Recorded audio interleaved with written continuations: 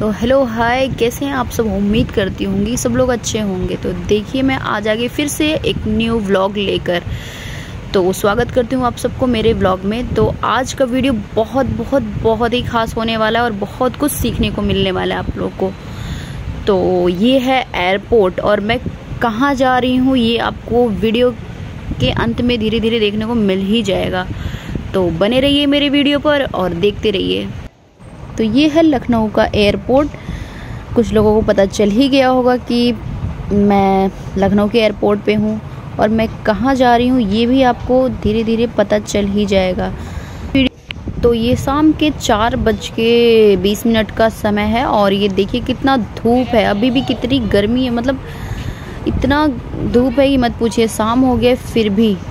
तो ये देखिए अब मैं जा रही हूँ फ्लाइट के अंदर बैठने। तो अब बस ये देखिए मैं बैठने ही जा रही हूँ। तो यहाँ की फॉर्मेलिटी के अनुसार मैं बैठ गई और मैं अपने सीट नंबर पे बैठ गई आराम से। वैसे मेरा सीट तो बिल्कुल बीच में था, मुझे बिल्कुल अच्छा नहीं लगा।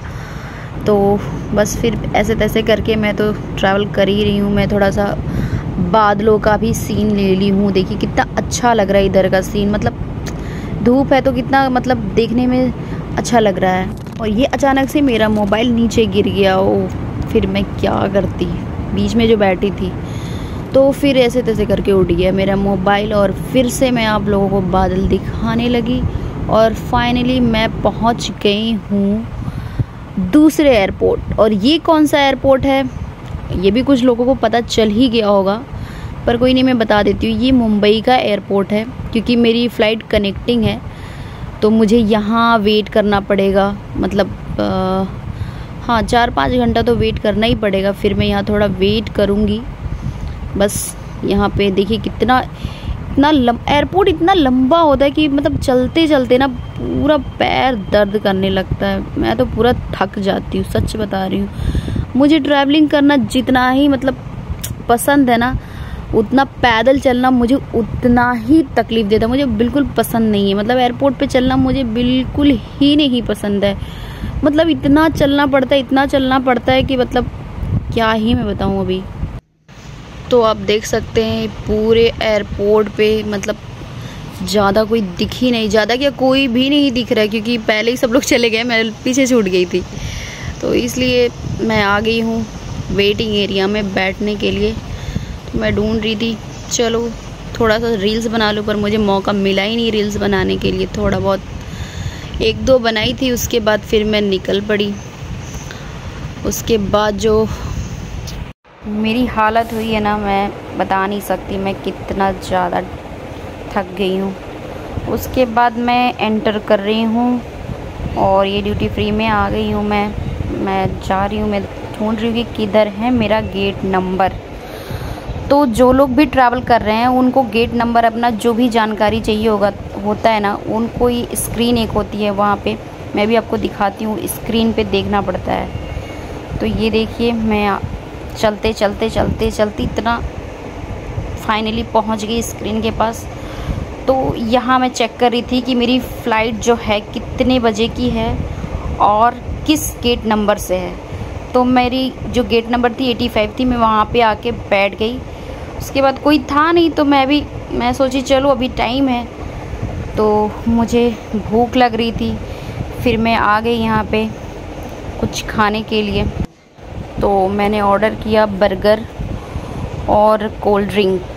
तो उसके बाद मैं वेट कर रही, अपने बर्गर का वेट कर रही कि कब आएगा मैं खाऊंगी। मुझे बहुत ज़ोर की भूख लगी क्योंकि मैं सुबह से निकली थी, मतलब थोड़ा बहुत खाई थी, ज़्यादा कुछ नहीं खाई थी। और फाइनली मेरी बर्गर आ गई और मैं खाने लगी हूँ। पर जो भी कहिए टेस्टी थी, बहुत अच्छी है। फिर उसके बाद मैं खाने के बाद मैं सोच रही हूँ क्या करूँ। मैं खाते खाते सोची थोड़ा सा रील्स बनाऊँ, पर वो भी नहीं बना पाई। फिर मैं निकल गई मेरा टाइमिंग चेक करने के लिए, क्योंकि एयरपोर्ट पे है ना कोई भरोसा नहीं होता है कि कब चेंज हो जाए टाइमिंग और गेट नंबर, एवरीथिंग चेंज हो सकता है, ठीक है, होता रहता है। तो वो मैं चेक करती रहती हूँ। आप लोग भी कभी जाइएगा तो चेक करते रहिएगा, क्योंकि अगर आप चेक किए हैं कि इस गेट नंबर से है तो अगर ज़्यादा देर का तो वो थोड़ी देर बाद बदल भी सकता है। तो इस चीज़ का ध्यान रखते रहिएगा, ठीक है, नहीं तो फिर फ़्लाइट छूट ही जाएगी आपकी। मैं तो चेक करती रहती हूँ। फिर मैं आ गई इधर मनी एक्सचेंज के पास।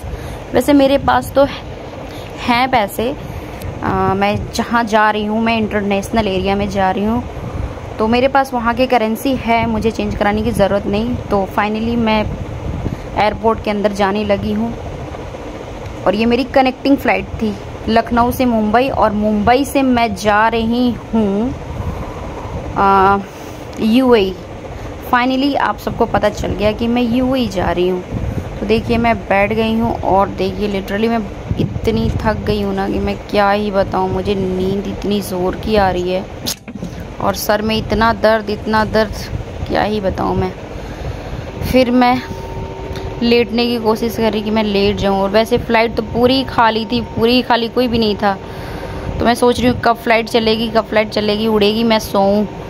फिर उसके बाद फाइनली फ़्लाइट उड़ने लगी, और सीट भी मेरी खाली थी, पूरी की पूरी खाली थी। मतलब पूरे फ़्लाइट में 20-25 लोग ही बैठे होंगे, उससे भी कम लोग ही। तो पूरी सीट ऑलमोस्ट खाली थी, सब लोग सो के ही गए, मैं भी सो के ही गई। तो ये देखिए फ़्लाइट उड़ गई, मैं भी सो गई थी। तो 4 घंटे का सफ़र पता ही नहीं चला मुझे, क्योंकि मैं सो के उठी तो मैं पता चला मैं पहुंच गई हूँ। तो ये देखिए अब मैं ऑलमोस्ट पहुंच ही गई हूँ, मतलब ये लैंड करने वाला है, तो मैं पहुंच जाऊंगी। वो भी मैं आपको दिखाती हूँ कि कैसे कैसे यहाँ का प्रोसीजर होता है, कि कैसे जाते हैं। तो ये देखिए फाइनली हमारी फ़्लाइट आ गई है, और मैं निकल गई बाहर की तरफ। फिर उसके बाद पहुंचने के बाद वहाँ पे कुछ फॉर्मेलिटीज़ होती हैं जो कि पूरी करनी पड़ती हैं, वो भी मैं आपको धीरे धीरे दिखाती हूँ।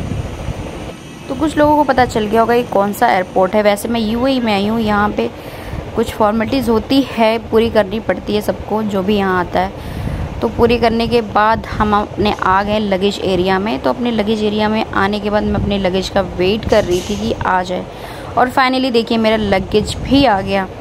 उसके बाद मैं लगेज को उठाई और फिर मैं निकल गई।